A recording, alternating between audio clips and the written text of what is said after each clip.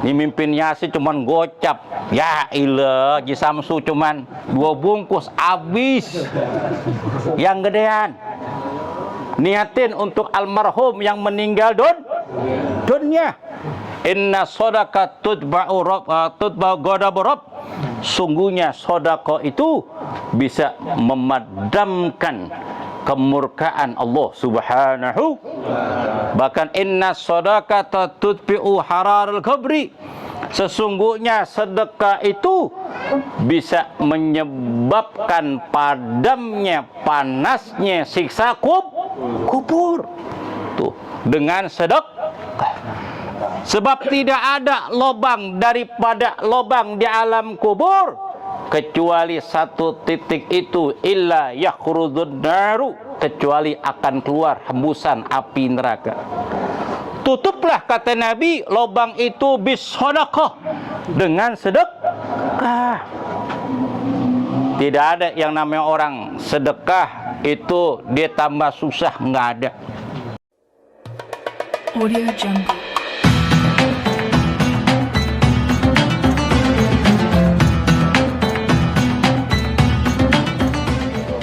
Alhamdulillah. Alhamdulillahilladzi khalaqal mauta wal hayata liyabluwakum ayyukum ahsanu amala. Asyhadu an la ilaha illallah wahdahu la syarika lah. Al-hayyul la yamutu biyadikal khair innaka ala kulli syai'in qadir. Wa asyhadu anna sayyidina maulana wa nabiyyana Muhammadan abduhu wa rasuluh man sadal khalilu wal kalimu al-matbu'ul a'zam biwasatatil kubra linailil maqamil azim. Allahumma salli wa sallim ala abdik wa rasulik sayyidina maulana Muhammadin sayyidus sadat wa khairul bariyat wa ala alihi wa sahbihi ila yawma la yanfa'u malun wa la banun illa man atallaha biqalbin salim. Amma ba'd.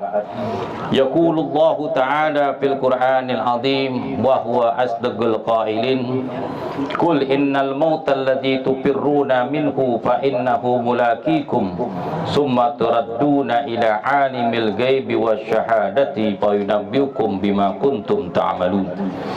Wa qala an-nabiyukum sallallahu alaihi wa alihi wa sahbihi wasallam yatba'u mayyitu salasatun ahluhu wa maluhu wa amaluhu wa yarji'ul isnain ahluhu wa maluhu wa yabqal wahidu wa huwa amaluhu. Sadaqallahul azim wa sadaqa rasulul karim wa nahnu ala dzalika minasy syahidin. Amin amin ya rabbal alamin ya mujibas sa'ilin.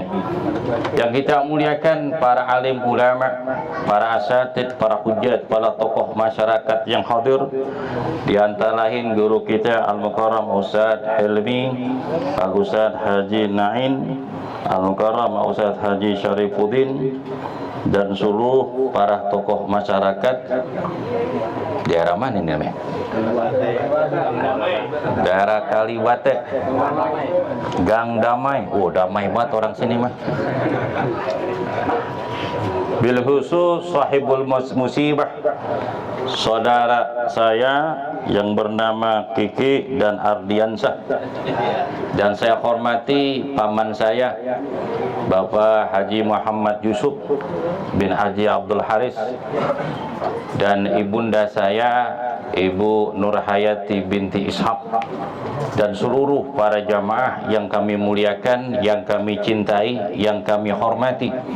Mohon maaf tidak menyebutkan satu persatu, namun hormat ta'zim kepada beliau tidak mengurangi sedikit pun. Alhamdulillah wa syukurillah. Puja syukur kita panjatkan kepada Allah Subhanahu wa taala, Tuhan yang Maha Esa, atas nikmat panjang umur, sehat wal afiat, nikmat taufik dan hidayah, nikmat kemudahan yang Allah berikan kepada kita, sehingga pada malam ini kita sama-sama memenuhi undangan Sahibul Bait, yakni saudara Kiki dan keluarganya, dalam rangka mendoakan untuk almarhumah di malam yang ketujuh ini. yakni bibi kami, encing kami yang bernama Ibu Nuraini binti Ishaq, yang telah dipanggil oleh Allah Subhanahu wa taala dengan berkahnya surah Yasin, tahmid dan zikir dan khutbul Quran. Mudah-mudahan arwahnya diterima sisi Allah Subhanahu wa taala, dimaafkan semua kesalahannya, dijadikan kuburnya raudhatun min riyadil jannah. Mudah-mudahan anak, menantu serta cucu dan saudara senantiasa mendapatkan ganjaran yang sangat besar di sisi Allah Subhanahu wa taala. Amin ya rabbal alamin ya mujibas sa'ilin. Ma'asyiral muslimin rahimakumullah. Di dalam panggilan di alamud dunia ini, panggilan ada 3 panggilan. Yang pertama adalah panggilan solat. Setiap hari kita mendengar suara azan yang dikumandangkan, baik dari masjid maupun musholah. Wa man ahsanu qawlan mimman da'a ilallah wa amila shalihan wa qala innani minal muslimin. Sesungguhnya ajakan yang paling baik, ajakan yang paling indah adalah mengajak seseorang untuk mengingat akan Allah Subhanahu wa taala, dan dia melakukan amal soleh dan dia berkata, sungguhnya aku termasuk orang-orang yang berserah diri. Panggilan azan yang kita ingatkan dimanapun kita berada, selalulah kita ingat kepada Allah Subhanahu wa taala, baik dalam keadaan senang maupun dalam keadaan sedih, baik dalam keadaan puncak dari karir kita ataupun kita di dalam terpuruk, baik dalam keadaan ramai ataupun dalam keadaan sendiri, baik dalam keadaan sehat maupun dalam keadaan sakit. Selalulah kita ingat kepada Allah Subhanahu wa taala, memenuhi panggilan Allah Subhanahu wa taala di dalam melaksanakan ibadah solat. Sebab ibadah solat adalah ibadah yang paling utama dari apa yang telah Allah perlukan. Sebab ibadah puasa, ibadah zakat ataupun ibadah haji Allah perintahkan dengan wasilah malaikat Jibril. Akan tetapi perintah di dalam melaksanakan ibadah solat, Nabi langsung diperintahkan oleh Allah Subhanahu wa taala di dalam peristiwa Isra Mi'raj junjungan Nabi besar Muhammad sallallahu alaihi wasallam pada tanggal 27 Rajab pada tahun ke-11 daripada kenabian sampai Sidratul Muntaha.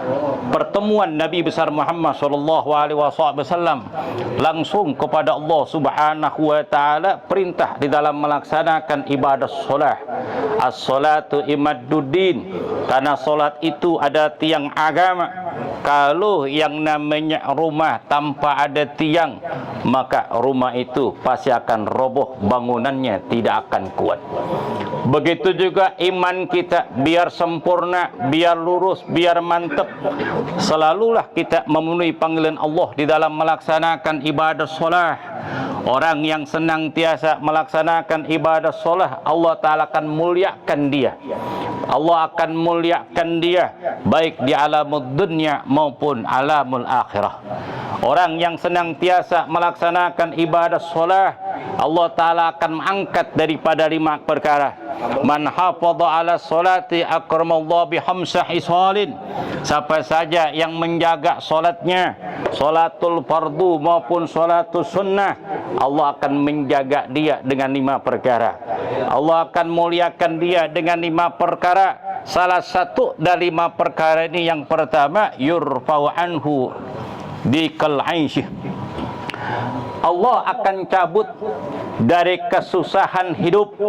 Orang yang pengen bahagia, lancar usahanya, sukses apa yang diinginkan, diijabah Allah Ta'ala apa yang hajatnya, kemudian selalu diberikan keberkahan Allah Ta'ala dari setiap langkah apa yang diinginkan dari usaha. Di dalam usaha mengarungi betara kehidupan di alamud dunya, hendaknya kalian ingat kepada Allah Subhanahu wa Ta'ala.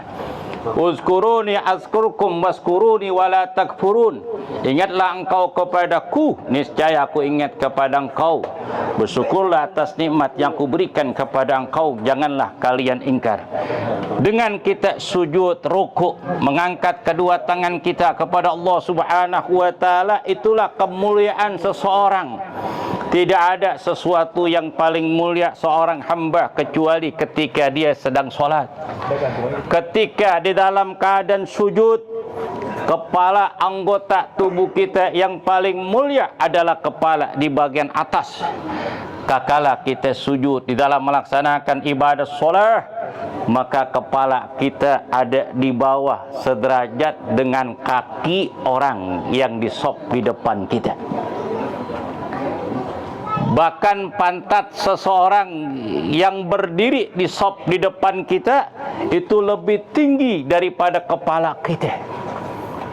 Walaupun rendah dipandang oleh mata seseorang, penilaian seseorang, tapi mulia di sisi Allah Subhanahu wa ta'ala.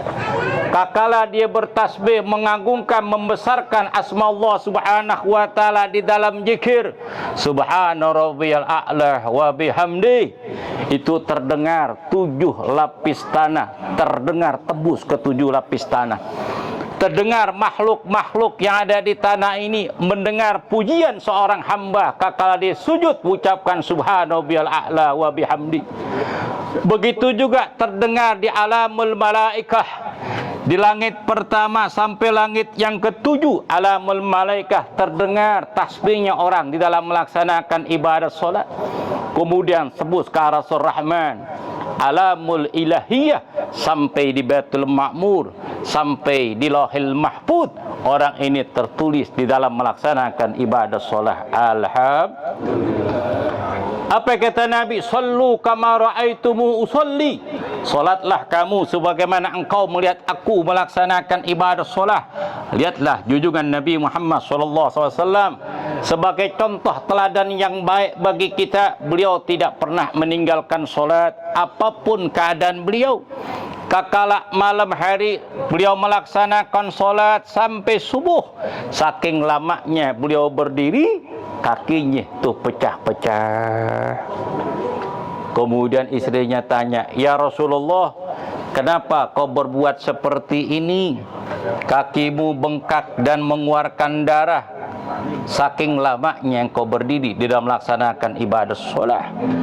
Sedangkan Allah Subhanahu wa ta'ala telah mengampunkan dosa Nabi yang telah lalu dan akan datang. Kenapa engkau seperti ini ya Rasulullah? Nabi mengatakan, apalam akuna abdan syakurah. Aku mengerjakan seperti ini wahai Aisyah agar aku menjadi hamba yang bersyukur. Ini junjungan Nabi Muhammad SAW yang dijamin Allah Ta'ala masuk surga. Tidak ada seorang yang bisa mengangkat kedua tangannya nanti di yaumul qiyamah kecuali junjungan Nabi Muhammad SAW. Tidak ada yang bisa mengetuk pintunya surga kecuali junjungan Nabi Muhammad. Tidak ada yang memberikan syafaat pada hari itu kecuali yang memberikan syafaat yang pertama kali junjungan Nabi Muhammad SAW. Siapapun kita, dimanapun kita berada, solat jangan sampai ditinggal. Sebab berapa miliaran manusia yang telah meninggal dunia di alamul barzah, kakala mendengar suara azan, suara azan di masjid maupun mushola, terdengar orang-orang yang ada alam barzah. Baik sahabat kita, orang tua kita, guru kita, orang-orang yang telah wafat di alamul barzah, kakala meninggal dunia, kemudian mendengar suara azan, dia menangis dan menjerit di hadapan Allah Subhanahu wa ta'ala. Irji'uni ila dunya nusalli, ya Rabb, kembalikan kami ke dunia hanya sekedar untuk sholat. Kalau orang nggak mau sholat, berarti dia mau disolatin. Kalau orang nggak mau sholat, berarti dia pengen disolatin. Itu pasti itu. Dengan sholat 4 takbir. Kalau orang kagak mau ke masjid, kagak mau ke mushola, suatu saat nanti dia bakalan datang ke musola. Suatu saat nanti dia bakalan datang ke masjid, walaupun dia nggak demen suara azan. Berisik, hati-hati. Kita bakalan diazanin ketika nanti kita meninggal dunia. Akan ditutup tuh dinding ari kita akan diazanin. Kita akan dikomatin. Kita akan ditalqinin nanti. Sampai pun orang yang nggak demen azan, ketika meninggal dunia, saya nggak mau nyolatin. Saya tidak akan nyolatin. Cari ustadz yang lain, banyak, gue nggak mau nyolatin. Pada takut. Kalau ustadznya nggak mau nyolatin, berarti celaka nih orang. Betul gak? Hati-hati kalau berurusan namanya guru ngaji, guru kampung pelagi. Yang ngajar alif, ba, yang ngajar ngaji, yang mimpin yasin, tahlil, doa, lu jangan apa-apain. Kalau mang dia datang, beseknya yang gedean.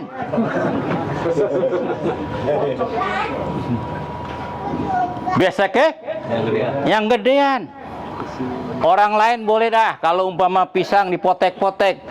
Tapi untuk yang mimpin yasin, tahlil, mimpin doa, itu pisangnya sesisir. Lu kurangin, kualat lu. Emang acara tahlilan tiap hari? Kan kagak, kalau gila mati doang. Betul gak? Amplopin yang gedean, merahan tuh, biar berkah. Ini mimpin yasin cuman gocap. Ya ilah, Ji Samsu cuman 2 bungkus habis. Yang gedean niatin untuk almarhum yang meninggal dunia. Inna sodaka tutba'u ghadabu rabb. Sungguhnya sodako itu bisa memadamkan kemurkaan Allah Subhanahu. Bahkan inna sodaka tutbi'u hararul qabri. Sesungguhnya sedekah itu bisa menyebabkan padamnya, panasnya siksa kubur. Tuh, dengan sedekah. Sebab tidak ada lubang daripada lubang di alam kubur kecuali satu titik itu, illa yakhrudun naru, kecuali akan keluar hembusan api neraka. Tutuplah, kata Nabi, lubang itu bis sedekah, dengan sedekah. Tidak ada yang namanya orang sedekah itu dia tambah susah, nggak ada.